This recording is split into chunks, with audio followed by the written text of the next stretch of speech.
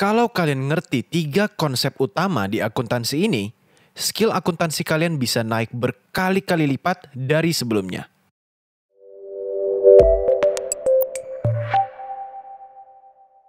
Hey guys, selamat datang lagi di channel Facultive. Waktu pertama kali saya belajar akuntansi, saya bingung guys. Banyak pertanyaan-pertanyaan yang muncul dan semakin saya banyak belajar, malah semakin bingung guys. Saya nggak ngerti guys. Bikin laporan keuangan itu tuh harus ngelihat dari sudut pandang siapa sih? Belum ketemu jurnal-jurnal. Kenapa harus selalu berpasangan? Ada satu di debit, satu di kredit. Belum lagi nggak ngerti makhluk apa itu debit kredit. Terus ditambah ketemu depresiasi. Kenapa peralatan, mesin harus didepresiasi? Kenapa harus 3 tahun atau 5 tahun depresiasinya? Boleh nggak suka-suka saya depresiasinya? Begitu ketemu asas akrual, tambah mumet lagi. Kenapa biaya nggak pas keluar uang aja?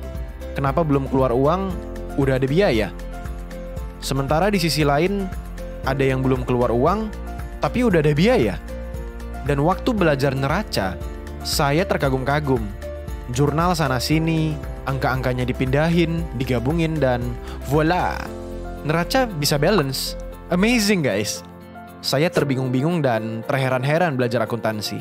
Sampai di suatu waktu, saya ketemu satu topik yang ngejawab semua pertanyaan-pertanyaan saya. Dan gak cuman itu guys. Semenjak tahu topik ini, gak ada satu jurnal pun yang saya hafalin.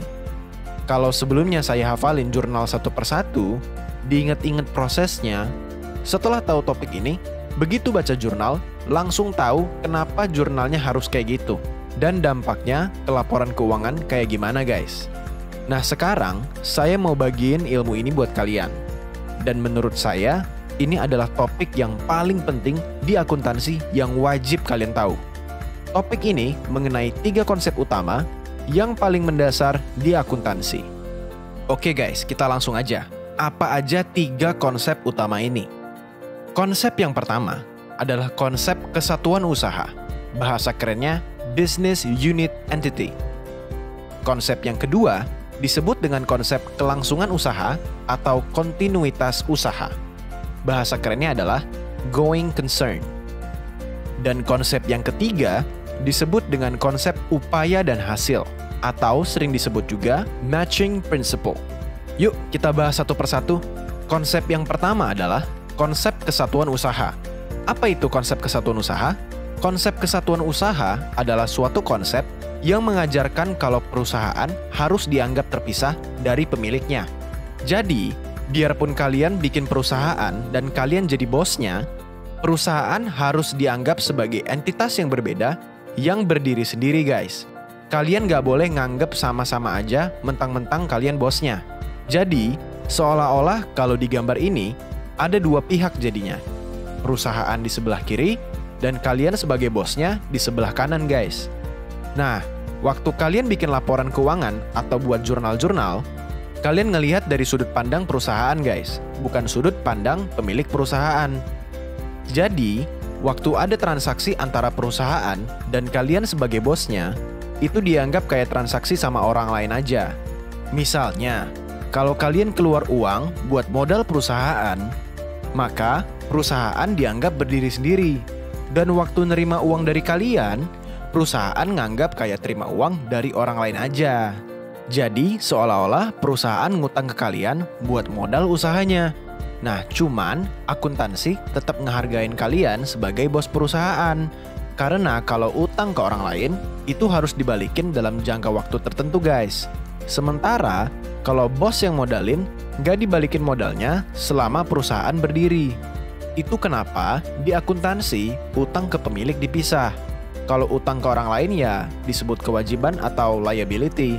Kalau utang ke bos yang gak dibalikin ini, dikasih tempat spesial yang namanya ekuitas atau equity dalam bahasa kerennya. Nah guys, kalian bisa lihat di sini. Kalau kalian lihat dari sudut pandang perusahaan, waktu terima uang dari bos, uang perusahaan nambah. Di saat bersamaan, perusahaan jadi punya utang ke bos. Atau dengan kata lain, kas perusahaan nambah, equity juga nambah. Ini sama kayak kalian kalau minjem uang ke teman guys.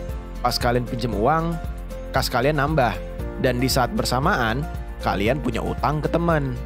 Ini logika kenapa ada jurnal berpasangan di akuntansi. Karena di setiap transaksi, biasanya ada dua hal yang terjadi. Begitu ada perubahan di sumber daya perusahaan, kas misalnya, pasti dibarengi dengan sebab atau dampak dari perubahan sumber daya itu guys. Kalau dalam contoh ini, dapat kas, dampaknya timbul utang ke bos. Atau contoh lain misalnya, dapat kas karena jual barang, kas bertambah, penjualan bertambah, atau keluar uang karena bayar utang misalnya. Kas berkurang, utang berkurang. Contoh lain lagi, ngutang beli barang ke supplier. Utang bertambah, stok barang juga nambah. Jadi nggak mungkin ada perubahan sumber daya di perusahaan tanpa dibarengi sebab atau akibat dari perubahan itu. Jadi, ini kenapa jurnal selalu berpasangan. Ada yang di debit, ada yang di kredit guys. Nah, selama kalian buat jurnal selalu berpasangan dan angkanya sama, nggak cuma sepotong, atau angka debit kreditnya beda, neraca pasti balance guys. Dan kalau kalian tahu makhluk apa itu debit kredit, kalian bakal tambah ngerti kenapa bisa balance guys. Nah, untuk penjelasan apa itu debit, apa itu kredit, kenapa harus ada debit kredit, saya akan bahas pada video terpisah secara khusus di channel ini. Konsep berikutnya adalah konsep kelangsungan usaha, atau sering disebut konsep kontinuitas usaha, atau bahasa kerennya going concern. Nah, konsep apa ini? Konsep kelangsungan usaha adalah konsep yang menganggap perusahaan akan terus berlanjut dan gak akan dilikuidasi. Jadi, bakal terus ada di tahun depan, 3 tahun lagi, 5 tahun lagi, 10 tahun lagi, dan seterusnya. Nah, karena dianggap bakal terus ada, kita jadi boleh melakukan estimasi untuk beberapa tahun ke depan. Contohnya, kalau kita ngontrak buka usaha, kontrakannya 5 tahun. Boleh nggak biaya kontrakannya dibagi jadi 5 tahun? Nggak sekaligus pas keluar duit kontrakan di awal. Karena kita nganggap selama 5 tahun ke depan, perusahaan masih tetap ada, biaya ini boleh guys dibagi jadi 5 tahun. Kalau kontrakannya 50 juta misalnya, per tahun kita mau akuin biaya sewa 10 juta, boleh-boleh aja. Nah, kalau kalian lakuin ini, di tahun kedua, kalian bakal akuin biaya sewa 10 juta. Tapi uangnya nggak keluar lagi bukan? Kan uangnya keluar 50 juta di awal guys. Per tahun, kalian cuma akuin biayanya aja 10 juta. Jadi, gara-gara konsep ini, dan kita bisa ngelakuin estimasi, bisa jadi uang keluar sama biaya nggak barengan guys. Nah, sekarang yang jadi pertanyaan, kalau saya mau akuin biaya sewanya 50 juta langsung sekaligus di tahun pertama, sama kayak pas uang keluar, boleh nggak guys? Jawabannya ada di konsep ketiga guys.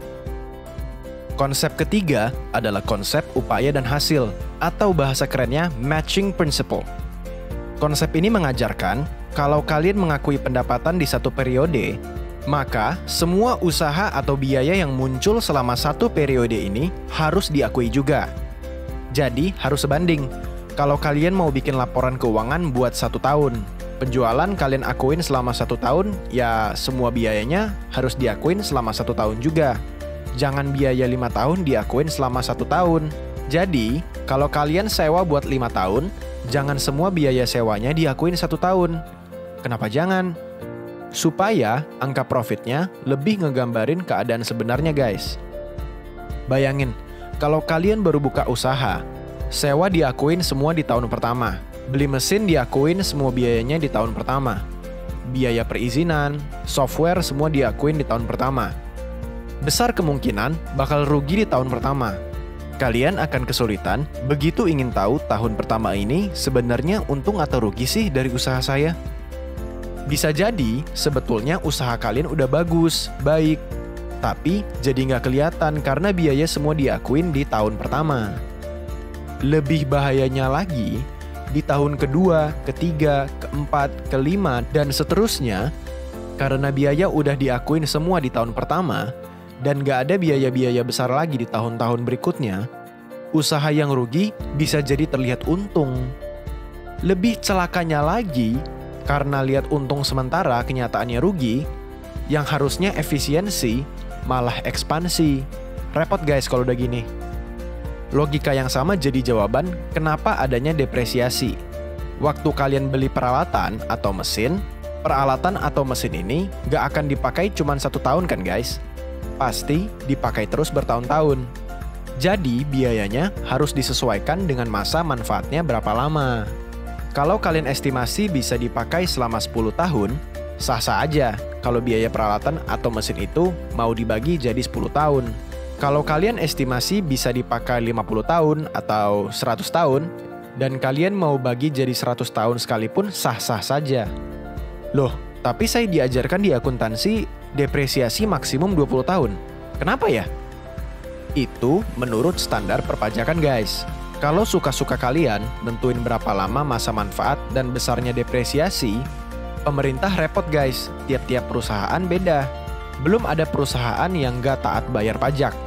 Sengaja dibuat pendek, biar biayanya besar. Dan pajaknya jadi kecil. Makanya pemerintah bikin aturan baku berapa lama peralatan, mesin, bangunan harus didepresiasi. Loh, kalau kenyataannya memang bisa 100 tahun gimana? Bukannya harus sesuai dengan matching principle? Di sini, kalian harus back to basic dan ngerti apa itu akuntansi guys. Secara singkat, di akuntansi memang bisa bikin beberapa jenis laporan tergantung untuk siapa.